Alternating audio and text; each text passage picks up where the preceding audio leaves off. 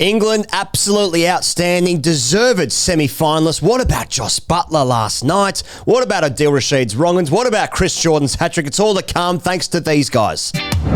Now delivering in 10 minutes. England win the game by 10 wickets.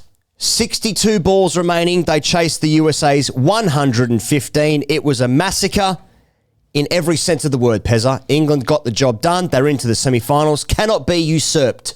Thoughts? It's a flex. It's a flex. Good chance that the team makes semi-finals and the two teams that beat them don't. Yeah. Yeah. Welcome to tournaments. Exactly. As you said. Time to run well. And it's all about timing. Yeah. You know, we impose our narratives in retrospect about what's going on. That's but right. Josh Buttler, 82 runs from 4 digs to this point. Mm-hmm. Doubled. Now the lid's off, and the world's best T20 bat is ready to go. It's Salty all- watching from the other end, going, Ooh, yes, not please. bad. You know. Yep. Going the White House down 18-14. You know what I mean? USA expelled England. Could they do it this time around? No. All the narratives in retrospect. USA's innings, they made 115, as I mentioned before. They were 2 for 48 in the power play. Going along okay, but kept losing wickets at inconvenient intervals, I would say. Inconvenient truths. Corey Anderson and Nitish Kumar made 29 and 30 respectively, trying to hold the innings together, I suppose, but couldn't put pressure back on like Livingston and Adil Rashid especially. Corey Anderson, he qualified to play for the USA in April this year. Obviously, people know what he did for the Kiwis. He was averaging 13 before this game. I think he played for them. I would say, like, given that Corey Anderson, I would still say is their best player. Okay. Given that he has had such an, it's been a well unders tournament for him, but the fact that USA have got to this stage is actually enormous credit to the rest of their squad. They haven't needed their, in my opinion, best player to get them and being competitive in most games. Like they've been pumped in this game, got pumped in the last game, but apart from that. Well, possibly. That's possibly true. But, like, I mean, he was 29 off 28 when he chipped a fully down to long on. I suppose any hope of a defendable total went with that dismissal. USA lost their last 5 wickets for 0 runs and 6 balls. Adil Rashid is player of the match, Pezza. 2 for 13 for Adil Rashid. He bowled Nitish and Aaron Jones with wrong-uns. Equalled Stuart Broad's record for 30 poles for England in T20 World Cups, if that's the kind of thing that you like. The Polish people. But it was majestic from Adil Rashid, and like for international level batters being deceived like that on a consistent basis, and like obviously the wickets are the highlights package of it, but like every ball when it's going down in the air, you can tell because the feet of the US batters are in concrete because they don't know which way it's spinning off the deck. I mean, it's majestic. It's a magistry.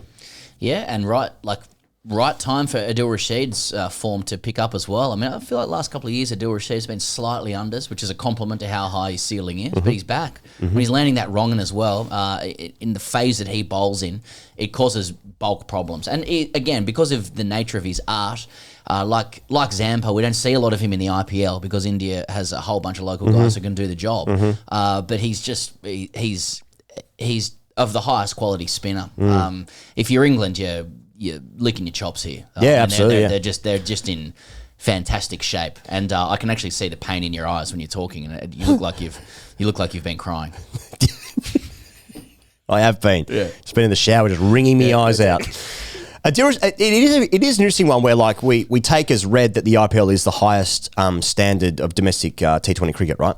And all the best players play there. Adil Rashid is the number 1 ranked T20I bowler at the moment. That's just how those rankings work. But it does suggest that he's been very good consistently when he plays for England. Yet in the IPL, I think he got a gig for the first time. Was it for Punjab he played for? Oh, damn it! Yeah, I think it was. He played for someone, and it didn't really work out that well. But like exactly to your point, teams with their 4 overseas players they use in the IPL don't often go for a wrist spinner, especially because an overseas wristy. An overseas wristy, yeah. Which many people go to Thailand for. To be fair, that's right. Well, they have them everywhere, really. Velvet hands. Well, the game's growing globally. We're talking about cricket, aren't we? Yep. There's a fair few coming through. Wherever you go, just look it up. Oh, shit. What now? Get now. Brought to you, our friends at Big Basket Now. Chris Jordan takes a hat-trick, Pezza. Also takes 4 wickets in 5 balls. It was a great moment. Here's what Chris Jordan said. My family actually doesn't get to travel the world and watch me play a lot of international cricket. So to do it in front of them is definitely right up there. He's now taken 105 T20I wickets. When he was asked who was there from his family, he said, yeah, everyone. The list goes on. My mum, my dad, my sister, brother-in-law, nephew. My nephew's the one because he called me this morning and said, make sure you take 3 wickets today if you're playing. And yeah, so I looked up and he's jumping up because one day he might be out there trying to do the same thing. So yeah, you end up trying to be a role model and stuff like that. So yeah, it was a nice day. That is it's just so wonderful. I mean, he's a Barbadian boy. He got a scholarship, I think it was at Dulwich College, I think it might be. So that's how he qualified to play for England. It's a wonderful moment. Pezza, I'm the cricket police. We are.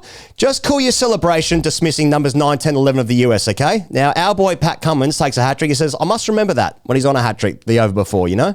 Okay? Just settle down with your celebrations there, okay? It's just the United States of America. Batters 9, 10, 11, okay? Just calm down. Yeah. On the one hand, a wonderful moment for his family. For him to take a hat-trick on home soil. In front of the people that supported him to make it to the top. That's exactly wonderful. And Nasser Hussain gave it a lot of gravitas and enthusiasm and passion when he called it. On the other hand, cricket police, grade cricket, settle down. Come on, mate, settle down. That's Jesus. Right. And look where we are, in the tournament. Can't even remember our hat-tricks.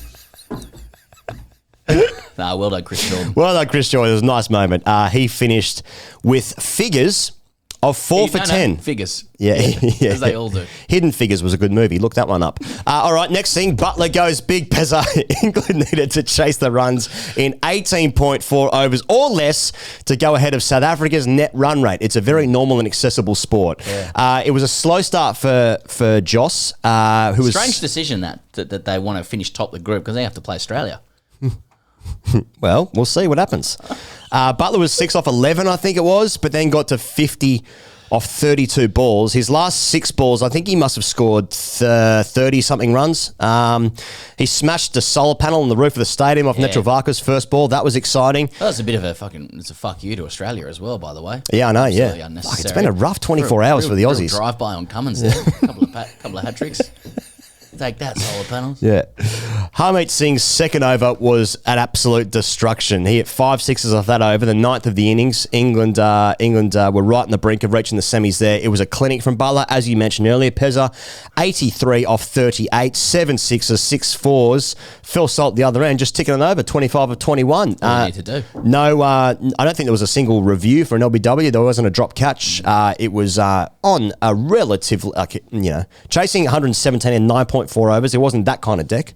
I don't think it was a 115 deck either from the USA, but that was England have timed this just really nicely, and for Buttler to be in form, just coming in the right time. It's against the USA. Just settle down, okay? Well, who am I talking to? Sometimes I wonder if you're actually here for a figment of my imagination. For some reason, Australia being on the brink of being knocked out just takes away our authority in talking about that. That's kind of stuff. Point. Oh, mate, settle down. I'll police the way that you celebrate things. And now that our team isn't, winning the way that they used to, just doesn't carry the same gravitas, because it did carry a lot of gravitas before. People did come here and say, Oh, okay. Yeah. The TGC boys are telling us to settle down. Or I better do that. I better do that. A superior way that they because they know how to go about it and win games of cricket. That's right. Couple of boys in a studio doing a cricket podcast. We don't play for the team, and neither do you. All right, next thing, England are in the semis. I just want to say, just bundling in the USA's performance this World Cup in that, I think when we remember this tournament, which we know that we won't, in 6 months' time, a year's time, 5 years' time, 6 months? we're going to remember... We're going to remember 2 things from this entire tournament. We're going to remember who wins it, maybe. Yeah. And then we will remember the USA's win against Pakistan. I think that will be the lasting memory of this World Cup. Okay. It's amazing to think that you play like 60 games, or like you made 2 memories max out of absolute max at best.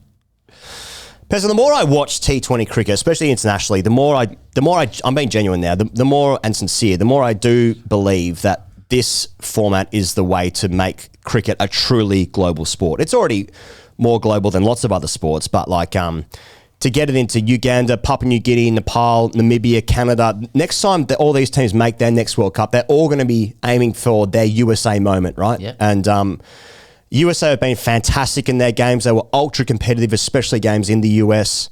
There's lots of goodwill for sport in the country, and USA's contribution to the tournament, though they've been a little bit disappointing in the Super 8 stages, has been just magnificent. It's been wonderful to see a new team that we haven't seen before, new colours, new anthems at the top, new players, some of them. It's been great. Yeah. I've enjoyed it. No, well said. I have nothing to add to that. It's a lovely, sincere moment. I was really hoping you were going to say, the more I watch T20 cricket, the more I think terrible format. Yeah. I don't really rate it at all. And it's got nothing to do with what happened yesterday. Fuck the Big Bash off. Well, yeah. Well, yeah. Well, a lot of people have. Most of the players, that is. England's tournament, though, Pezza, not dissimilar to Australia's 50 over World Cup, I would suggest. And I believe when they won it in whatever year England won it in the West Indies, actually a similar start for them as well. Struggled at the start, but then have come into the tournament nicely. Or like Australia's 2021 T20 World Cup, lose to England early, just as England lost to us. Shout. And then start to come through at the right time. Good shout. Slow start, right on the verge of being knocked out. Now playing excellent cricket across all formats, all disciplines. That's always the way. Look every bit the team that we know they're capable of. They're looking good. They've had multiple losses that they didn't need to have. They had one they had to have, then one they didn't need. Yeah. Put that in the bank anyway. This is via Vithushan Hantharajah from ESPN Crick Info. The size of the win today, these are his words, means England will finish top of the group if West Indies beat South Africa, which we'll be covering on the channel here, in Group 2's final fixture, by a margin fewer than 52 runs. So if the West Indies beat South Africa by a margin less than 52 runs. England are top. Yeah. If South Africa win, taking them to 6 points, England will finish second. Right. So there's obviously other permutations on the other side of the group because Bangladesh, Afghanistan, Australia, India will play all that will be done in 36 hours time. So all these permutations to play, but got to say, running into England now, very different to literally 5 games ago when Australia played them. Yep. I think they look good. And they have the arc of a winning team. You don't start well. You're peaking at the right time, etc. Everyone's starting to look good now. And, you got to say, if England do go all the way, which would mean back-to-back T20 World Cups, it would kind of put paid to comments I know I've personally been making, subtly decrying the semi-randomness of T20 cricket, because if the same team keeps coming out on top, then it isn't random, and when England get it right, when they get their structures right, their balance right, they're a gnarly team, and they have the ability to explode. They've got X factor. They can defend. They're very, very experienced. They know how to win. It is a complete package. They carry no demons around winning either. So if you're English, you're excited. Before the tournament started, I think the 3 main favourites were India, Australia, and England. Those are probably the main 3. Although anyone can win, South Africa, whatever. And it's just so funny how quickly it's turned around where England almost out of the tournament. Now Australia have lost 1 game, nearly out of the tournament themselves. I suppose the one thing so far that's been consistent, India haven't lost a game yet. They need to have the loss they need to have, before moving forward. And then you get into the semis, who knows what the fuck's going to happen. Hashtag AskTGC comes in from Nikhil Ramkasoon. 7360. Hashtag AskTGC. As the official Trinidadian fan club president of TGC, will you guys not give the appropriate credit to DJ Bravo because of whose magic and champion mentality made Afghanistan conquer Australia? Well, first of all, lovely to have the president of the Trinidadian fan club present on the channel. So welcome. Thank you for your support in the Caribbean there. Nikhil, yep. Credit to DJ Bravo. So it was actually someone from where Nikhil's from that actually won the game. Well, it wasn't the players. DJ Bravo is the author of Champion, right? Isn't that his song? I think he has a song called Champion. Oh, okay. Yeah, that does sound familiar. Champion mentality. So there's a natural nexus with TGC there. I have to say, look, I did see him prowling the boundary towards the end there and trying to calm the Afghan players down, which was not which was it's not an easy task, I would think. Well, when I saw it, I was like, damn it.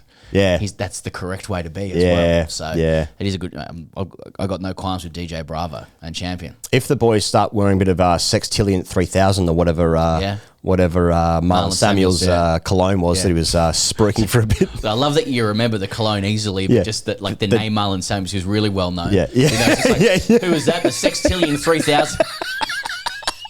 Well, because I wear it every morning. Exactly. A couple of sheeses. Yeah. You know? Some of the best. Some of the finest.